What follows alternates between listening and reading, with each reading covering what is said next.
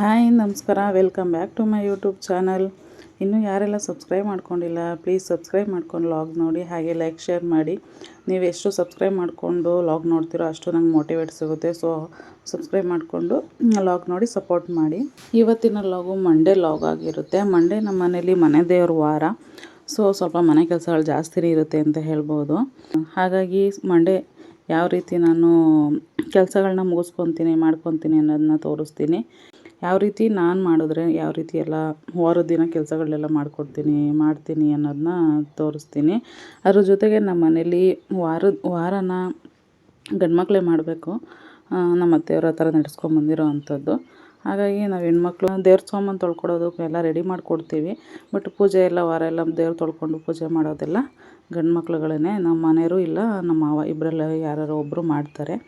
So ಹಾಗಾಗಿ Monday ಮನೆ ದೇವ್ರ ವಾರ ಹೇಗಾಗುತ್ತೆ ಅನ್ನೋದನ್ನ ನೋಡೋಣ. ಪ್ರತಿದಿನದಂತೆ ನಾನು ಬೆಳಗ್ಗೆ ಎದ್ದು ಕೈಕಾಲು ಮುಖ ತೊಳ್ಕೊಂಡು ದಿನನಿತ್ಯ ಕಾರ್ಯನ ಮುಗಿಸ್ಕೊಂಡು ನಾನು ಬಾಗಿಲು ತೊಳ್ಕೊಂಡು ರಂಗೋಲಿ, ಹೂವು, ಅರಿಶಿನ, ಕುಂಕುಮ ಎಲ್ಲ ಹಾಕ್ಕೊಳ್ತಾ ಇದ್ದೀನಿ.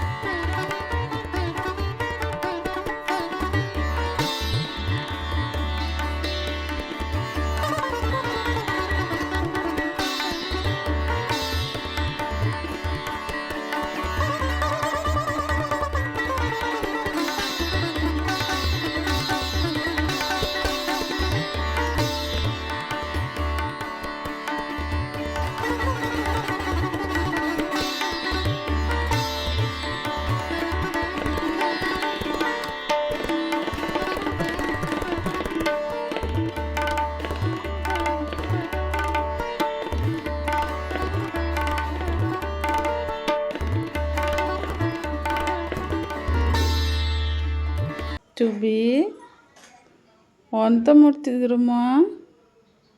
ಮಮ್ಮ ಬಾಗಿಲು ತೊಳಿತೈತಾ? ನೀವು ನೋಡ್ಕೊಂಡು ಕೂತಿದ್ದೀರಿ? ಓನ ಬಂಗಾರಿ ನೋಡ್ಕೊಂಡು ಕೂತಿದ್ದೀರಿ ಮಮ್ಮ ಮಾಡೋದ? ಮುಂಗಲ್ಲೇ ಕೂತ್ಕೊಂಡಮ್ಮ ನೀವು. ಬಾಗಿಲು ತೊಳೆದು ಅಡುಗೆ ಮನೆಗೆ ಬಂದೆ ನಾನು. ಅಡುಗೆ ಮನೆಗೆ ಬಂದು ಫಸ್ಟು ಹಾಲಿನ ಕೆನೆ ಎಲ್ಲ ಎತ್ತಿಟ್ಬಿಟ್ಟು ಕಾಫಿ ಇಟ್ಕೊಟ್ಬಿಟ್ಟೆ ನಮ್ಮ ಮಾವರಿಗೆ. ಅವ್ರಿಗೆ ಕಾಫಿ ಇಟ್ಕೊಟ್ಟು ಆಮೇಲೆ ನಾನು ಒಂದು ಕಸ ಎಲ್ಲ ಹೊಡ್ಕೊಂಡೆ. ನಾನು ಕಸ ಹೊಡ್ಕೊಟ್ರೆ ನಮ್ಮ ಮನೆಯವ್ರು ನೆಲ ಒರೆಸ್ಕೊತಾರೆ. ಸೊ ಹಾಗಾಗಿ ಮೇಲೆ ಕೆಳಗಡೆ ಎರಡು ದೂರ ಕಸ ಹೊಡ್ಕೊಟ್ಟೆ, ಅವರು ನೆಲ ಒರೆಸ್ಕೊಳ್ಳಿ ಅಂತ ಹೇಳಿ. ಅವ್ರು ನೆಲ ಒರೆಸ್ಕೊಳ್ಳೋ ಹೊತ್ತಿಗೆ ನಾನು ಹಾಲಿಗೆ ಇಟ್ಕೊಂಡು ನಾನು ಮಿಕ್ಕಿದ ಕೆಲಸಗಳನ್ನ ಸ್ಟಾರ್ಟ್ ಮಾಡ್ಕೊಳ್ತಾ ಇದ್ದೀನಿ.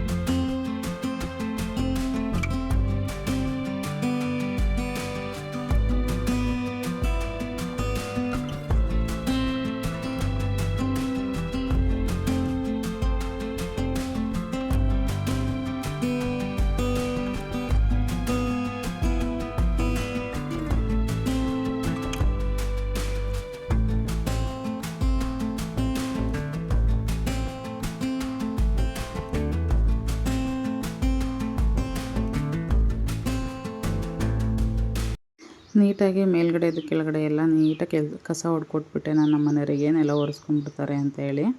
ಅವ್ರ ಪಾಡಿಗೆ ಅವ್ರನ್ನೆಲ್ಲ ಒರೆಸ್ಕೊಂಡು ಇನ್ನು ಪೂಜೆ ಬೇಕಾದಂಥ ಹೂವು ಎಲೆ ಬಾಳೆಹಣ್ಣು ಎಲ್ಲ ತರೋದಕ್ಕೆ ಅವ್ರು ಹೋದರು. ಸೊ ನಾನು ಅಷ್ಟೊತ್ತಿಗೆ ಮಿಕ್ಕಿದ ಕೆಲಸ ಮುಗಿಸ್ಕೊಳ್ಳೋಣ ಅಂತೇಳಿ ನನಗೆ ಒಂದು ಲೋಟ ಬಿಸಿನೀರು ಕಾಯಿಸ್ಕೊಂಡು ಬಿಸಿನೀರು ಕುಡ್ಕೊಂಡೆ. ಬಿಸಿನೀರು ಕುಡ್ಕೊಂಡು ಇನ್ನು ರಾತ್ರಿಯೇ ಪಾತ್ರೆ ಒಲೆ ಎಲ್ಲ ಒರೆಸಿಟ್ಟಿದ್ದೆ, ಪಾತ್ರೆ ಎಲ್ಲ ತೊಳೆದಿದ್ದೆ.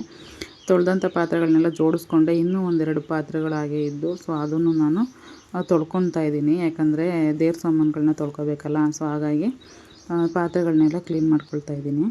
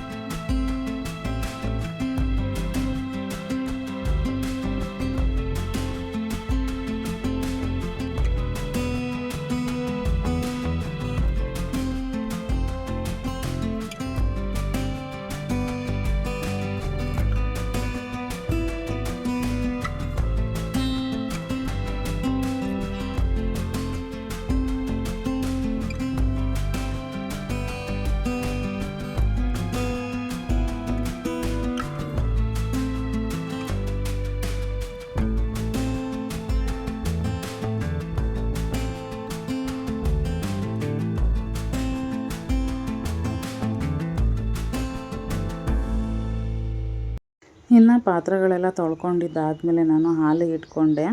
ಇನ್ನು ನಾಳೆ ಹಾಲಿಗೂ ಕಾಯ್ಲಿಕ್ಕೆ ಇಟ್ಕೊಂಡೆ. ಹಾಗೆ ಇವತ್ತು ಹಾಲು ಕುಡಿಯೋದಕ್ಕೂ ಕಾಯ್ಲಿಕ್ಕೆ ಇಟ್ಕೊಂಡು ಕಲ್ಲು ಸಕ್ಕರೆ ಹಾಕ್ಕೊಂಡು ಹಾಲು ಕಾಯಿಸ್ಕೊಂಡೆ ನಾನು ಇವತ್ತು. ನನಗೂ ನಮ್ಮ ಮನೆಯವ್ರಿಗೂ ಹಾಲು ಕಾಯಿಸ್ಕೊಂಡು ಸ್ವಲ್ಪ ಆರ್ಲಿಕ್ಕೆ ಇಟ್ಕೊಂಡೆ. ಡೈಲಿ ಮಾಡ್ದಂಗೆ ಸಿರಿಧಾನ್ಯಕ್ಕೂ ನೆನೆಹಾಕಿಟ್ಕೊಂಡೆ. ಹಾಗೆಯೇ ಅನ್ನ ಮಾಡೋದಕ್ಕೂ ರೈಸ್ನ ನಾನು ತೊಳೆದು ನೆನೆಹಾಕಿಕ್ತಾಯಿದ್ದೀನಿ. ಯಾಕಂದರೆ ಇವತ್ತು ಸಿಂಪಲ್ಲಾಗಿ ವಾರದ ದಿನ, ಹಾಗಾಗಿ ಕೆಲಸಗಳು ಜಾಸ್ತಿ ಇರುತ್ತೆ ಅಂತ ಹೇಳ್ಬಿಟ್ಟು, ಇನ್ನು ಬಿಸಿಲು ಬೇರೆ ಇತ್ತಲ್ಲ.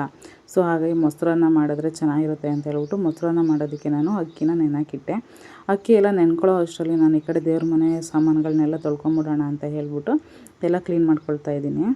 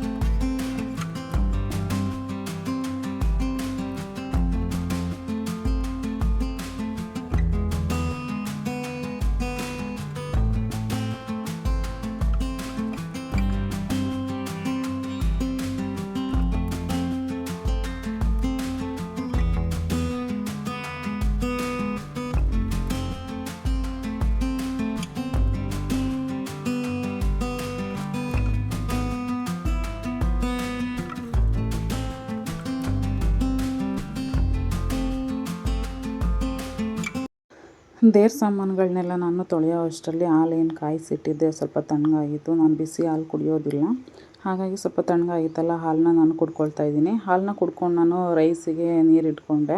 ನಾನು ಕುಕ್ಕರಲ್ಲಿ ರೈಸ್ ಮಾಡೋದಿಲ್ಲ, ತಪ್ಪಲೆಯಲ್ಲೇ ಮಾಡೋದು. ಹಾಗಾಗಿ ಕುಕ್ಕರಿಗೆ ರೈಸ್ ಇಟ್ಕೊಂಡು ನಾನು ಸಿರಿಧಾನ್ಯನೂ ಸಹ ಬೇಯಲಿಕ್ಕೆ ಇಟ್ಕೊಂಡೆ. ರೈಸಿಗೆ ಇಟ್ಕೊಂಡಾದ್ಮೇಲೆ ನಾನು ಮೊಸರನ್ನಕ್ಕೆ ಏನೇನು ಬೇಕೋ ಅದನ್ನೆಲ್ಲ ಹಚ್ಕೊಳ್ತೀನಿ.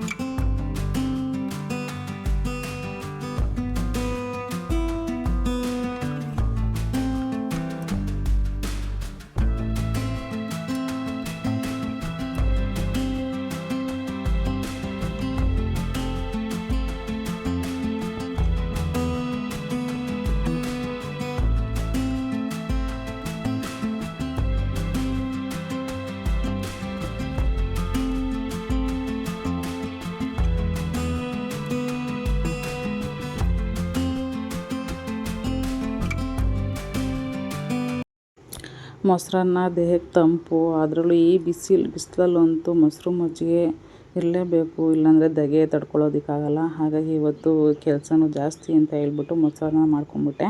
ನಮ್ಮ ಮಾವರಿಗೆ ಅವ್ರಿಗೆ ಮಾಮೂಲಿ ಜೋಳದ ರೊಟ್ಟಿ ಹಾಕ್ಕೊಟ್ಟು ಸಿರಿಧಾನ್ಯ ಮಾಡಿದ್ದೆ. ನಂಗೆ ಮನೆಯವ್ರಿಗೂ ಮೊಸರನ್ನ ಮಾಡ್ಕೊಂಬಿಟ್ಟೆ. ಸಿಂಪಲ್ಲಾಗಿ ಇರೋದ್ರಲ್ಲೇ ಏನೇನಿತ್ತು ಅದರಲ್ಲೇ ಹಾಕ್ಕೊಳ್ತಾ ಇದ್ದೀನಿ ನಾನು. ಈರುಳ್ಳಿ, ಹಸಿಮೆಣ್ಸಿಕಾಯಿ, ಕೊತ್ತಂಬರಿ ಮತ್ತು ಕ್ಯಾರೆಟ್ ಇತ್ತು, ಕ್ಯಾರೆಟನ್ನು ಹಂಗೆ ತೊಳೆದು ಆ್ಯಡ್ ಮಾಡ್ಕೊಳ್ತಾ ಇದ್ದೀನಿ. ಮೊದಲಿಗೆ ಒಂದು ಪಾತ್ರೆನ ಕಾಯ್ಲಿಕ್ಕಿಟ್ಟು ಸಾಸಿವೆ ಹಾಕ್ಕೊಂಡು ಕಡಲೆಬೇಳೆ ಹಾಕ್ಕೊಂಡು ಸ್ವಲ್ಪ ಬ್ರೌನ್ ಕಲರ್ ಬಂದಮೇಲೆ ನಾನು ಕರಿಬೇವು, ಹಸಿಮೆಣ್ಸಿಕಾಯಿ, ಈರುಳ್ಳಿನ ಹಾಕ್ಕೊಂಡು ಸ್ವಲ್ಪ ಲೈಟಾಗಿ ಬಾಡಿಸ್ಕೊತೀನಿ. ಏನು ಬೇಯಿಸ್ಕೋಬೇಕು ಅನ್ನೋದೇನಿಲ್ಲ, ಎಣ್ಣೆಲಿ ಸ್ವಲ್ಪ ಲೈಟಾಗಿ ಬಾಡಿಸ್ಕೊಂಡ್ರೆ ಸಾಕು ಮೊಸರನ್ನಕ್ಕೆ. ಸೊ ಅದಾದಮೇಲೆ ಕ್ಯಾರೆಟ್ ಹಾಕ್ಕೊಂಡು ಕ್ಯಾರೆಟು ಸ್ವಲ್ಪ ಉಪ್ಪು ಹಾಕ್ಕೊಂಡು ರುಚಿಗೆ ತಕ್ಕಷ್ಟು ಉಪ್ಪು ಹಾಕ್ಕೊಂಡು ಬಾಡಿಸ್ಕೊತೀನಿ. ನಾನು ಅನ್ನನ ಮಾಡುವಾಗ ಅನ್ನಕ್ಕೂ ಉಪ್ಪು ಹಾಕಿರ್ತೀನಿ, ಹಾಗಾಗಿ ಇದಕ್ಕೆ ಸ್ವಲ್ಪ ಹಾಕ್ಕೊಳ್ತೀನಿ. ಅದಾದಮೇಲೆ ಮಾಡಿರೋ ಅನ್ನ ಏನಿರುತ್ತೆ ಅದು ತಣ್ಣಗಾದ್ಮೇಲೆ ನಾವು ಹಾಕ್ಕೊಬೇಕು ರೈಸು. ಬಿಸಿದ್ರಲ್ಲಿ ಮೊಸರು ಹಾಕ್ಕೊಂಡು ಇದು ಮಾಡಬಾರ್ದು. ಹಾಗಾಗಿ ತಣ್ಣಗಾಗಿತ್ತು ರೈಸ್ನು ಹಾಕ್ಕೊಂಡು ನಾನು ಅದಕ್ಕೆ ಎಷ್ಟು ಬೇಕೋ ಅಷ್ಟು ಹೆಚ್ಚು ಕಮ್ಮಿ ಒಂದು 3/4 ಲೀಟ್ರ್ ಮೊಸರನ್ನೇ ಹಾಕ್ಕೊಂಡೆ ನಾನು. ಮೊಸರನ್ನ ಹಾಕ್ಕೊಂಡು ರುಚಿಗೆ ತಕ್ಕಷ್ಟು ಉಪ್ಪು ಹಾಕ್ಕೊಂಡು ಚೆನ್ನಾಗಿ ಮಿಕ್ಸ್ ಮಾಡ್ಕೊತೀನಿ ಅಷ್ಟೇ. ಫ್ಲೇಮ್ನ ಆಫ್ ಮಾಡಿರಬೇಕು. ಫಸ್ಟ್ ಮೊದಲಿಗೆ ಏನು ಈರುಳ್ಳಿನ ಬಾಡಿಸ್ಕೊತೀವಲ್ವ ಅದೆಲ್ಲ ಹಾಕ್ಬಿಟ್ಟು ಅದೆಲ್ಲ ಆದಮೇಲೆ ಆಫ್ ಮಾಡಿಬಿಡ್ಬೇಕು. ರೈಸು ಮೊಸರು ಎಲ್ಲ ಹಾಕುವಾಗೆಲ್ಲ ಫ್ಲೇಮ್ ಆನಲ್ಲಿರೋದೇನು ಬೇಡ. ಸೊ ಆಫ್ ಮಾಡಿಕೊಂಡು ಉಪ್ಪಿನಕಾಯಿ ಜೊತೆ ತಿಂತಾಯಿದ್ರೆ ತುಂಬಾ ಚೆನ್ನಾಗಿರುತ್ತೆ. ಇನ್ನು ನಾನು ತಿಂಡಿನ ರೆಡಿ ಮಾಡೋ ಅಷ್ಟರಲ್ಲಿ ಪೂಜೆನೂ ನಮ್ಮ ಮಾವ ಮುಗಿಸಿದ್ರು. ಪೂಜೆನೂ ಮುಗಿಸಿ ನಮ್ಮ ಮನೆಯವರು ರೆಡಿಯಾಗಿ ಬಂದರು ಅಂಗಡಿಗೆ ಹೋಗೋದಕ್ಕೆ. ಸೊ ಕರೆಕ್ಟಾಗಿ ಬೇಗನೆ ಆಗೋಗುತ್ತೆ. ವಾರದ ದಿನ ಪ್ಲ್ಯಾನ್ ಮಾಡ್ಕೊಂಡು ಕೆಲಸಗಳನ್ನ ಮಾಡ್ಕೊಂಬಿಟ್ರೆ. ಸೊ ಎಲ್ಲ ಕೆಲಸನೂ ಮುಗೀತು ಅಷ್ಟರಲ್ಲಿ. ಸೊ ಅವ್ರಿಗೂ ತಿಂಡಿ ಹಾಕ್ಕೊಟ್ಟು ನಾನು ತಿಂಡಿ ತಿಂತಾಯಿದ್ದೆ. ಹಾಗೆಯೇ ಸ್ಕೂಬಿ ಮೊಸರನ್ನ ಅವನಿಗೆ ಕೊಡ್ತೀವಲ್ವ, ಮೊಸರನ್ನ ಸ್ಮೆಲ್ ಕಂಡು ಹಿಡ್ಕೊಂಡು ಮೊಸರನ್ನ ಕೊಡಲಿ ಅಂತ ಮುತ್ತ ಕೊಡ್ಕೊಂಡು ಪೂಸಿ ಮಾಡ್ತಾಯಿದ್ದ. ಅದೊಂದು ಕ್ಲಿಪ್ಪಿಂಗ್ಸ್ ಹಾಕಿದ್ದೀನಿ ನೋಡಿ. ಅವನಿಂದ ಏನೋ ಮನಸ್ಸಿಗೆ ಖುಷಿ ಆಗುತ್ತೆ ಅವ್ನು ಮಾಡೋ ತುಂಟಾಟಗಳಿಂದ. ಇನ್ನು ತಿಂಡಿ ತಿನ್ಕೊಂಡು ಎಲ್ಲರದಕ್ಕೆ ತಿಂಡಿ ಆಯಿತು. ಇನ್ನು ಮನೆ ಕೆಲಸನೂ ಅಡುಗೆ ಮನೆ ಕೆಲಸನೂ ಎಲ್ಲ ಕಂಪ್ಲೀಟಾಗಿ ಮುಗಿದಿತ್ತು. ಸೊ ಮೇಲೋಗಿ ಅವ್ನಿಗೂ ಫುಡ್ ಹಾಕಿ ಸ್ಕೂಬಿಗೂ ಫುಡ್ಡು ತಿನ್ನಿಸ್ಕೊಂಡು ಸ್ವಲ್ಪ ಹೊತ್ತು ರೆಸ್ಟ್ ಮಾಡಿ ಆಮೇಲೆ ಸ್ನಾನ ಮಾಡ್ಕೊಂಡು ನಾನು ರೆಡಿಯಾಗಿ ಅಂಗಡಿಗೆ ಹೋದೆ. ಸೊ ಇದಾಗಿತ್ತು ಇವತ್ತಿನ ವ್ಲಾಗು. ಇನ್ನು ಯಾರೆಲ್ಲ ಸಬ್ಸ್ಕ್ರೈಬ್ ಮಾಡ್ಕೊಂಡಿಲ್ಲ ಬೇಗ ಸಬ್ಸ್ಕ್ರೈಬ್ ಮಾಡ್ಕೊಳ್ಳಿ, ಹಾಗೆ ಲೈಕ್ ಶೇರ್ ಮಾಡಿ ಸಪೋರ್ಟ್ ಮಾಡಿ.